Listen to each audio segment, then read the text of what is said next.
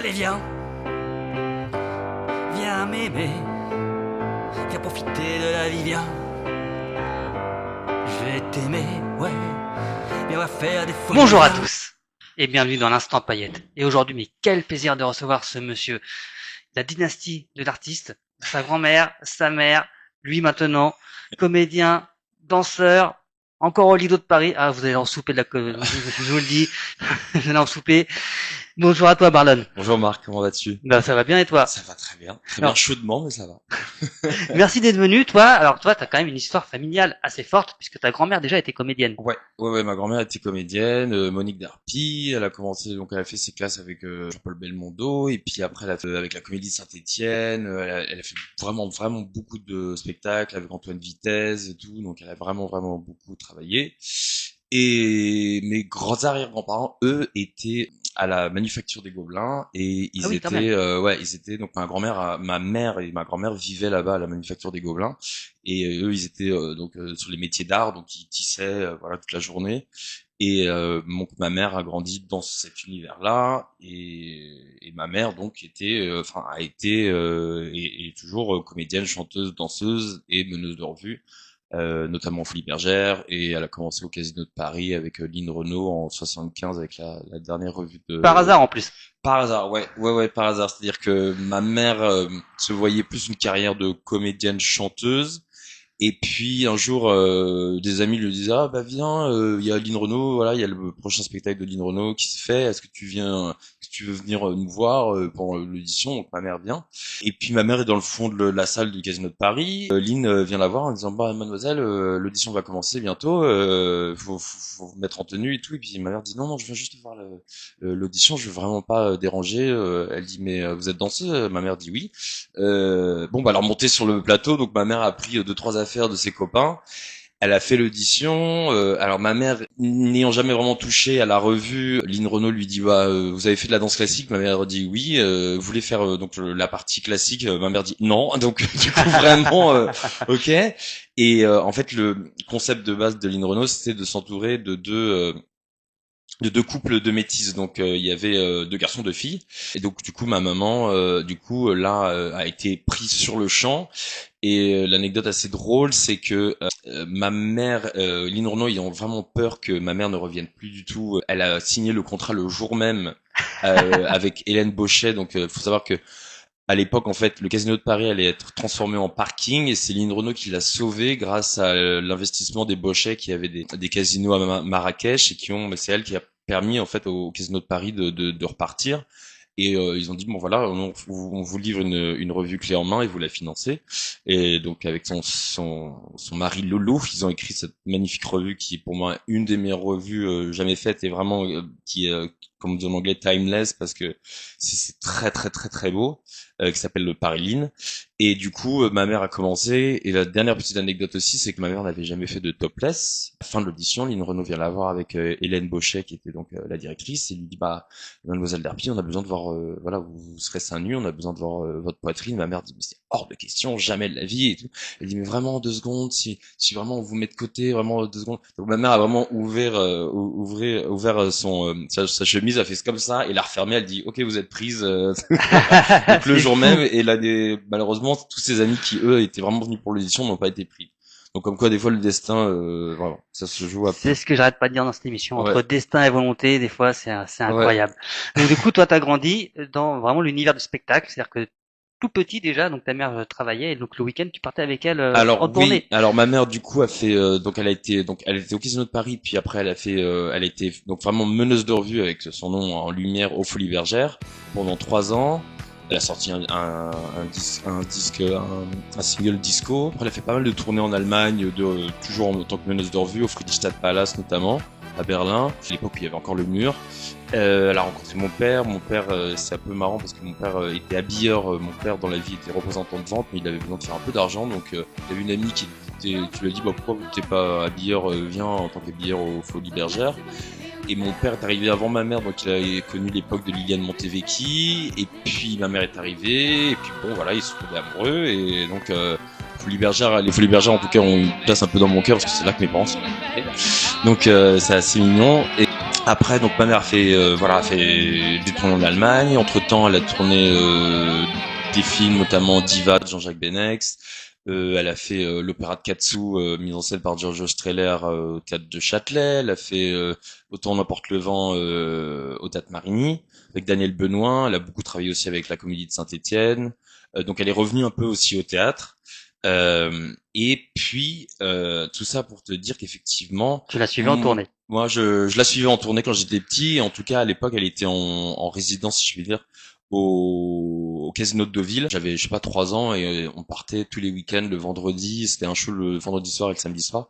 On partait et c'était l'époque des années 90, donc il y avait pas mal de choses, que c'était des conditions plutôt bien. On avait notre chambre à nous. Moi, je pouvais aller dans tous les restaurants. Elle avait mis une clause dans son contrat comme quoi elle devait avoir son fils avec elle. Et c'était vraiment des très très belles années. Bien sûr, l'endroit n'était pas dégueulasse, si je puis dire. Enfin, en tout cas, voilà quoi, Bien sûr, l'environnement ouais. était vraiment très très agréable. Et surtout, j'avais la possibilité de voir ce spectacle qui était très très très bon, une revue. Il y a beaucoup de revues qui se sont fait. C'est un truc un peu niche, mais on ne sait pas trop. Mais au Casino de Deauville, il y a eu beaucoup de revues qui ont été faites, créées. Il y a eu Claudette Walker qui une grande dame aussi de la revue, qui a fait beaucoup de chorégraphie, qui est comédienne maintenant, qui a travaillé aussi sur Paris-Line. Pierre Rambert a aussi fait une revue. Et du coup, il y a eu vraiment pas mal de choses qui se sont fait là-bas. Je te coupe 2 secondes. Pour les gens qui nous regardent, Pierre Rambert, ça a été le directeur artistique du Dido pendant des années. Voilà. Et qui a aussi monté, c'est lui aussi qui a monté la revue du Dido à Las Vegas, parce que le Dido s'est exporté à Las Vegas pendant quelques années. Et donc, c'est un truc un peu niche dans le monde du cabaret, mais c'est vrai et c'était de très très très bonne qualité. Et les shows étaient juste le samedi, dimanche, c'était que vraiment. Mais les spectacles étaient vraiment incroyables. Et puis en plus, c'est un très très beau théâtre, le théâtre du Casino, parce que c'est un théâtre tout en toile de Jouy. Et à la fin, enfin moi, c'est des souvenirs de gosse, mais à la fin, il y avait un peu comme au Paradis Latin. À l'époque, il y avait des ballons qui descendaient du ciel. Enfin, c'était des confettis. Enfin, c'était vraiment incroyable. Donc, c'était vraiment une époque dorée pour moi. C'était vraiment très très cool. Donc maintenant, on va parler un peu de toi. Oui. Parce que du coup, tout petit déjà, donc ta maman te met dans un cours pour comédien pour enfants. Voilà, c'est ça. Alors, ma maman a commencé une comédie musicale qui s'appelait le Black Mikado, composé qui était au théâtre du Gymnase dans les années 70, avec vraiment, il y avait Kassav, il y avait des gens de la compagnie créole, voilà, tout le cast était des gens noirs et métis. Elle a rencontré une copine à elle qui est devenue copine Katia Maizo, et Katia Maizo, plus tard, elles se sont re-rencontrées, elles ont fait une comédie musicale ensemble qui s'appelait Fluo, créée et écrite par Cathy. Et Cathy, au milieu des années 90, elle a créé sa propre école de théâtre pour enfants. Moi, j'ai un grand frère qui a 50 plus que moi, et lui était déjà dans cette école. Et puis moi, j'étais un enfant assez réservé. Et je me rappellerai toujours du jour où, en fait, j'avais un peu un blocage avec les gens. Et quand je suis arrivé au CP, je parlais à personne. J'ai eu une maternelle plutôt pas mal, mais au CP, j'étais très renfermé sur moi-même et la maîtresse s'inquiétait un peu.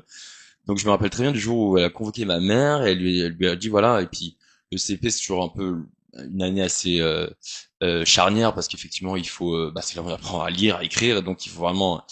Et ma mère, je me rappelle très bien, en sortant du rendez-vous, ma mère qui dit bon on va te mettre dans les cours de Cathy et tout. Donc c'est là que j'ai vraiment commencé à prendre des cours de théâtre. Je participais avec Cathy et sa compagnie qui s'appelait Les Petits Molières, donc d'acteurs et de comédiens jeunes publics, à des spectacles qu'elle créait elle-même devant des centres aérés, mais qui étaient tous les mercredis. Son école, c'était vraiment une usine, mais dans le bon sens du terme, c'est-à-dire qu'il y avait les cours du matin. Moi, je prenais les cours du matin parce que j'étais dans le groupe des petits.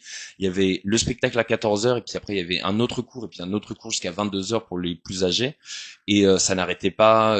Cathy étant d'une imagination incroyable, ces spectacles étaient vraiment bien. Elle a fait des comédies musicales, on va dire jeune public, mais vraiment avec des thèmes sur la pollution, sur l'écologie, sur la grammaire, sur enfin des choses vraiment très très instructives et très très intéressantes, qui vraiment sont vraiment incroyables, avec des chansons incroyables. Ma mère du coup est devenue à ce moment-là son assistante, et moi j'ai commencé du coup à faire ces choses-là et prendre des cours. Et puis donc j'ai fait tout ce qui est enfin du classique, du Molière, et après il se trouve qu'on est dans une époque où il y avait sûrement des agences pour enfants, mais en tout cas, les directeurs de casting savaient que Cathy avait un vivier d'enfants.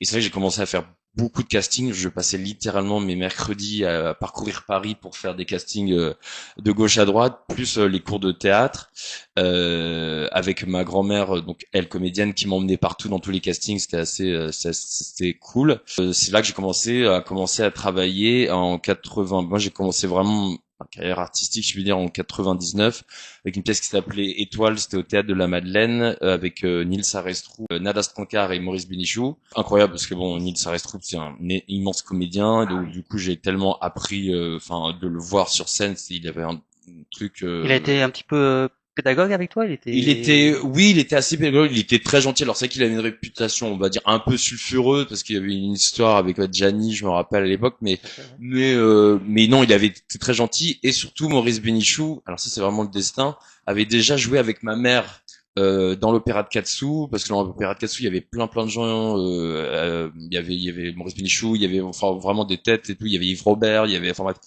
Et du coup, j'ai commencé vraiment en 99 au théâtre de la Madeleine. Donc je me rappelle, ma mère venait me chercher à 16h30 à la fin de la sortie de l'école, et puis on allait au théâtre directement.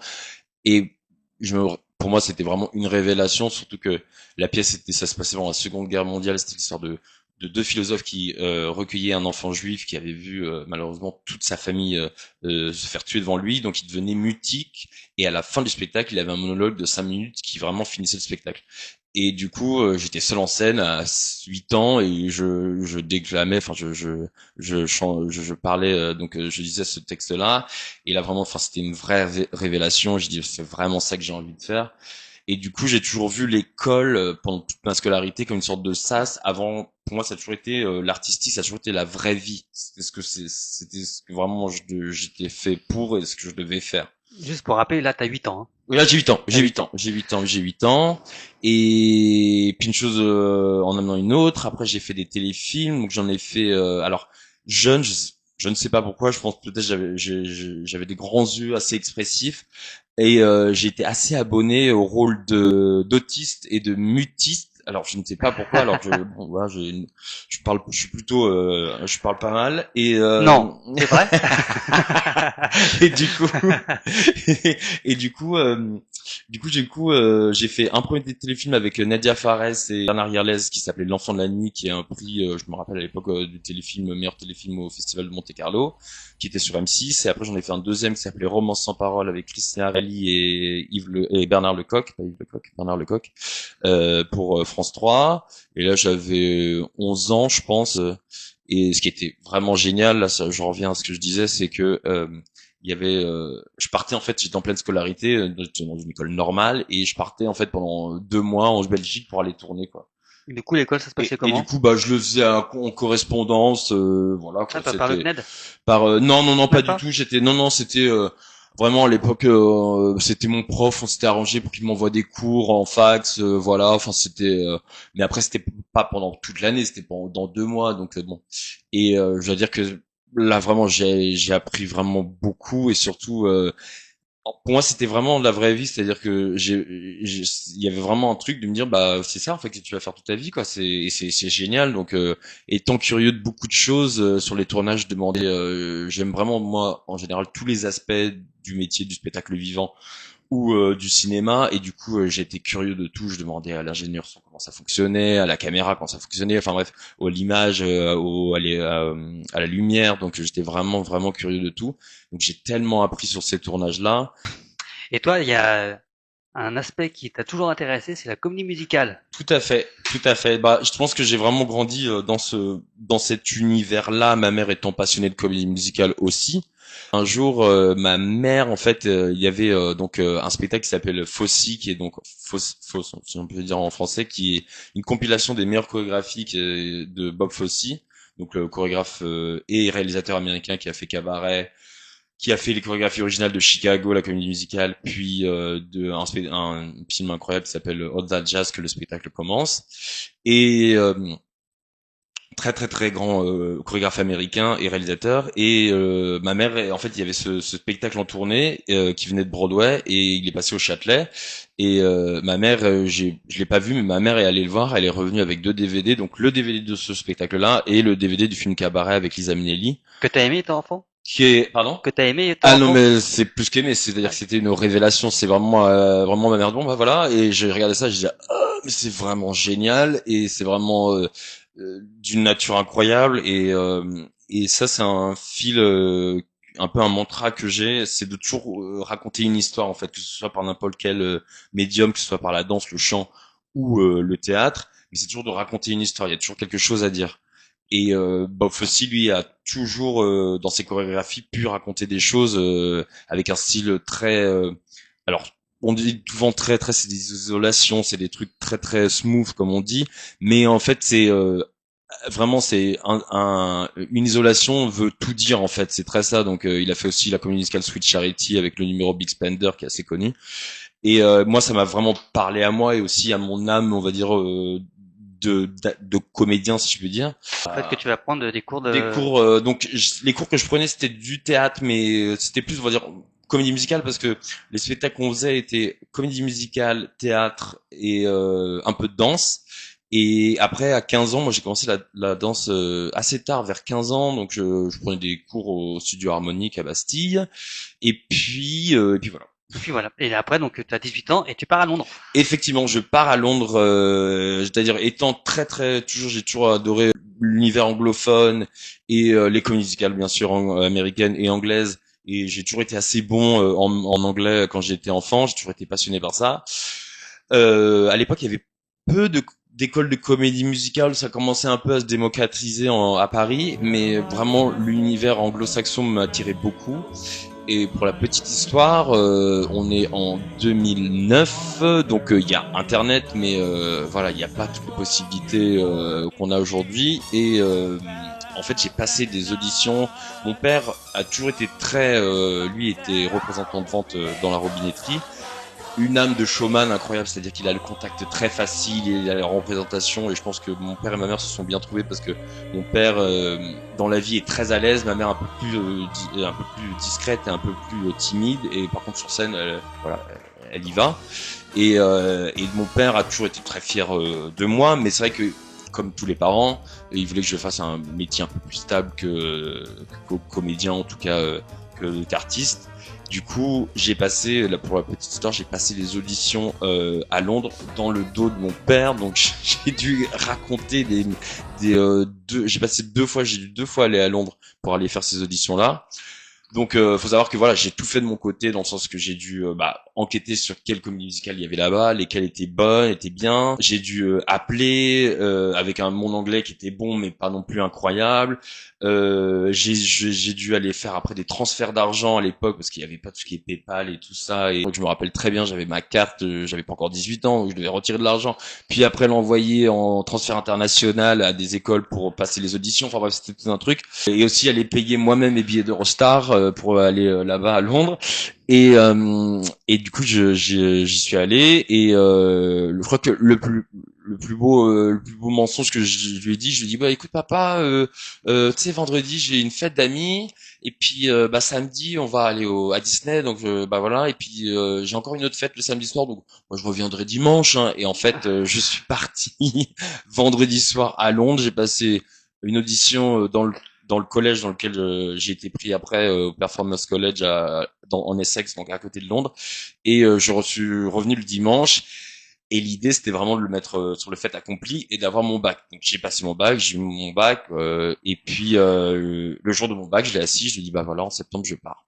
Je pars, voilà, tout était organisé. Donc lui il était un peu genre quoi, pardon, quoi. Et puis voilà, en septembre, il m'a aidé à déménager à Londres. Donc, j'ai fait 3 ans d'école de comédie musicale, donc chant, danse, théâtre, mais claquettes. Donc tout en anglais bien sûr, au milieu de la pampa anglaise parce que l'Essex c'est vraiment la campagne, donc c'était assez marrant parce on faisait des cours de danse classique et on voyait les chevaux qui couraient dans les prés en face. Et ça m'a vraiment beaucoup apporté bien sûr. J'ai appris beaucoup de choses et ça a surtout aussi complété la formation que j'avais déjà en tant que comédien et puis bah tout ce qui est anglais voilà pour tout ce qui est la partie anglo-saxonne et puis aussi ça m'a nourri effectivement de tout ce que j'aime dans la comédie musicale anglaise et américaine quoi. Est-ce que tu avais beaucoup d'étrangers dans cette école? Alors il y en avait peu, il y avait un allemand, une espagnole une grecque. Bah, c'est une de stress, quoi. Ouais, c'était un peu c'était un peu C'est une de une de stress, mais stress. en Angleterre.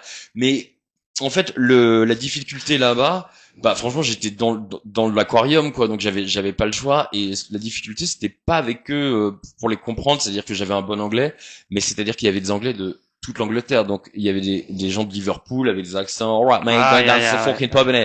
Et voilà, tu as côtoyé des Anglais, donc voilà, Ouais. des Écossais, des Irlandais, donc c'est vrai que j'ai passé 2-3 mois où je comprenais absolument rien de ce qu'on me disait, et des gens étaient là, do you understand, Marlon, et tout, j'étais là genre, et puis bah d'être dans le vif, en fait, du coup bah on apprend très rapidement, et après j'étais bilingue, quoi, donc enfin, en tout cas ça a renforcé mon anglais. Et maintenant, t'es bilingue international accent anglais. Anglais, oui, alors je suis plutôt bon en imitation, en tout cas en truc, donc oui, tout ce qui est sex, alright mate, going down to the fucking pub, innit?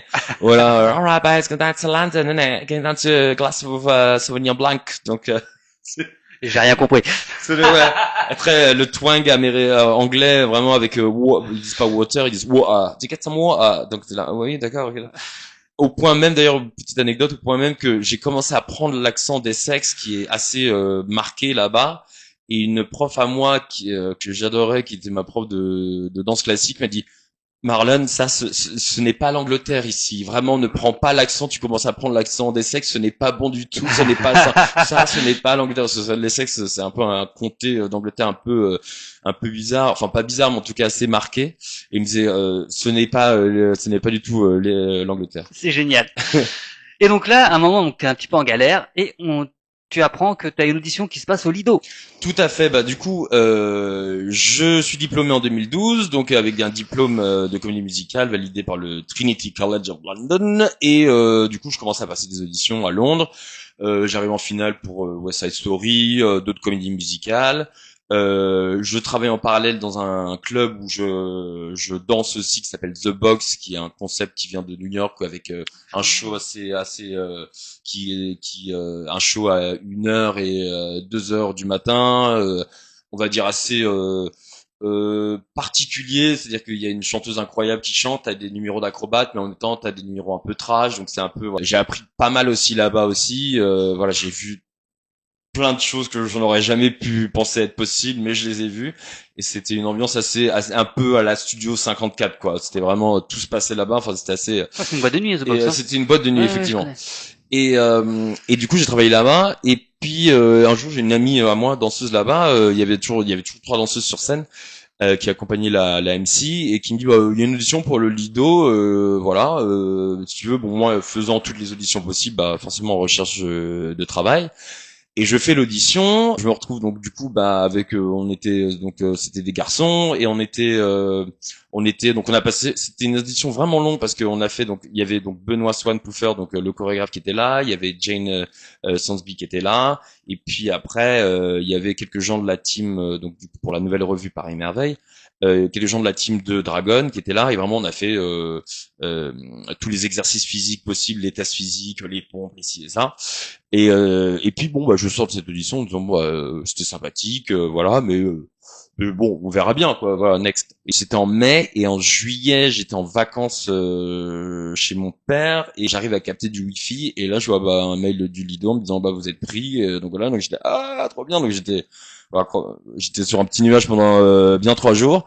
Et aussi le fait que c'était assez marrant parce que du coup c'était un peu antinomique, parce que je me disais, ah bah je vais revenir à Paris, donc et je savais pas trop de quoi penser de ça, mais en tout cas ce qui m'excitait vraiment, c'était le fait de me dire que je vais faire une création d'un spectacle, et moi qui suis d'une nature assez créative, je me suis dit, ah bah ça va être trop bien.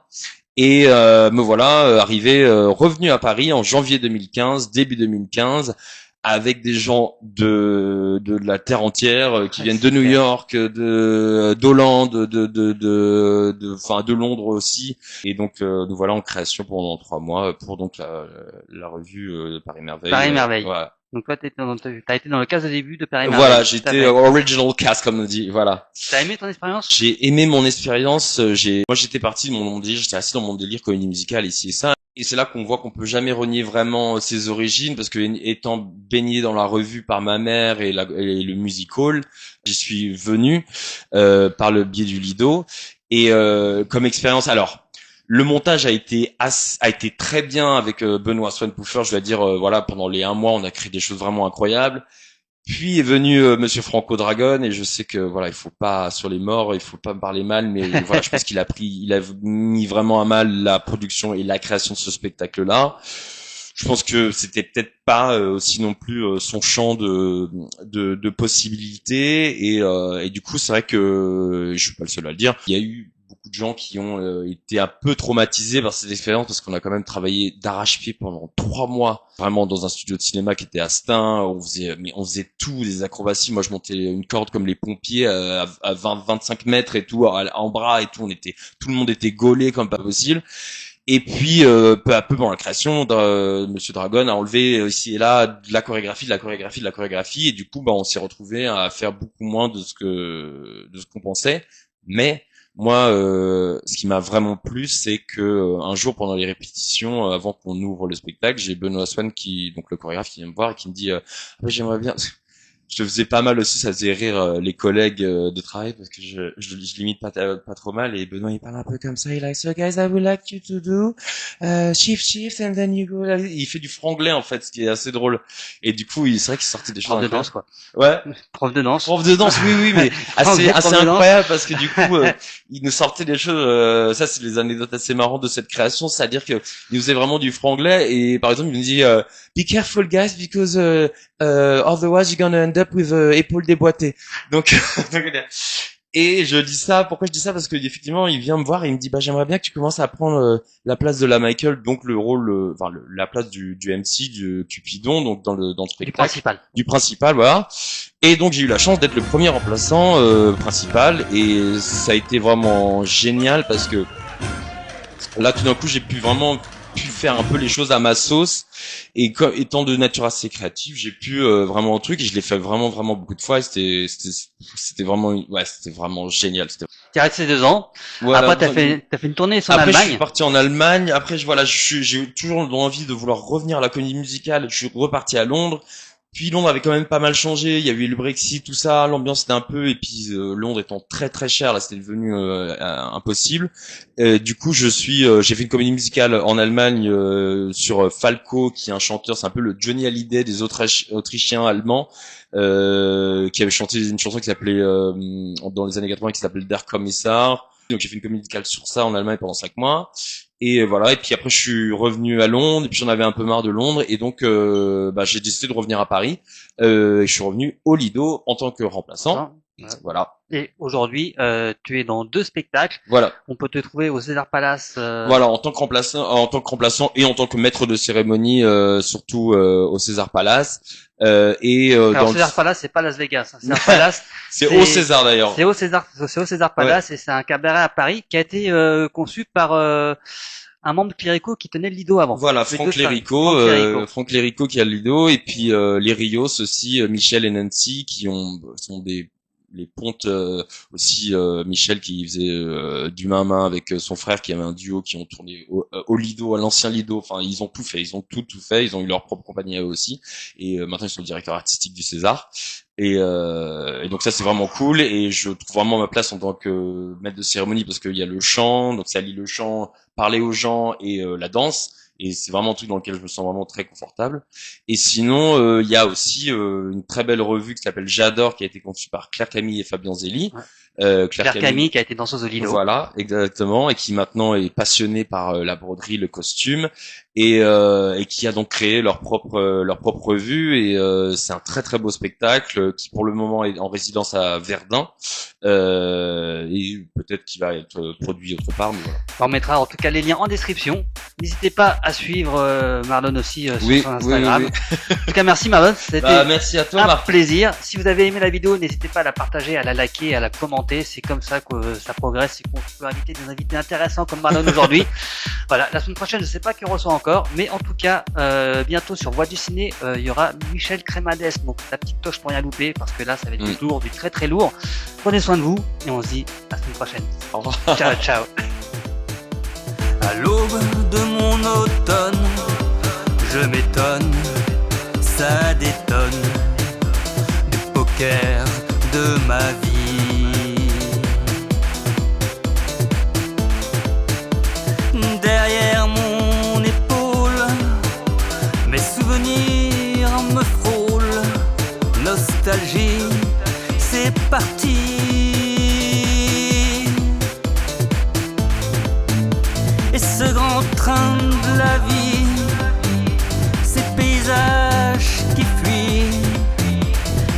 voyageur pressé.